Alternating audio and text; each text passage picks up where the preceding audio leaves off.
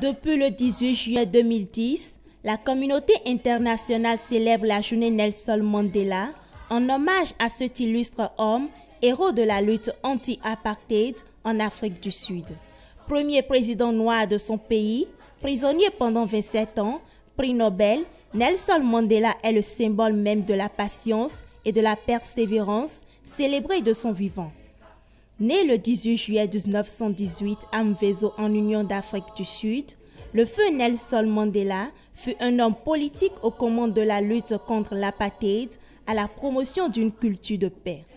Il entre au Congrès national africain ANC en 1943 afin de lutter contre la domination politique de la minorité blanche et la ségrégation raciale imposée par celle-ci. Fondateur du premier cabinet d'avocats noirs d'Afrique du Sud, cette lutte le dirigea d'abord à la lutte pacifique contre l'oppression, ensuite au massacre des manifestants pour les droits des Noirs à Sharpeville en 1960. Nelson Mandela fut ainsi condamné en 1964 à la prison à vie et resta incarcéré 27 ans. Malgré son incarcération, le grand homme était toujours populaire, ce qui lui a valu après sa sortie de prison le 11 février 1990, la victoire aux élections présidentielles du 27 avril 1994 d'Afrique du Sud. Il devient ainsi le premier président noir d'Afrique du Sud du 9 mai 1994 au 14 juillet 1999.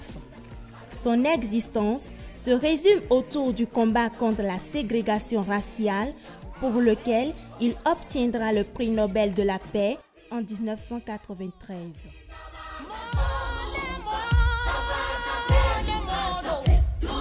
Au soir de sa vie, le père de l'apartheid ne s'intéresse plus à la vie politique, mais se tourna vers des associations caritatives. Pour ce qui est de sa vie, l'homme est père de 6 enfants, issus de ses mariages d'abord avec Evelyn Toko-Massé en 1944, avec qui il eut 4 enfants, puis 2 autres avec Winnie Madikizela en 1958, après s'être divorcé de la première en 1957. Pour raison de divergence politique liée à la radicalisation de Winnie, il divorce d'elle en 1996 et finit au soir de sa vie par épouser en 1998 grâce à Machel le jour de ses 80 ans. Grand-père de 20 petits-enfants, Nelson Mandela décède le 5 décembre 2013 à 95 ans suite à une infection respiratoire à Johannesburg.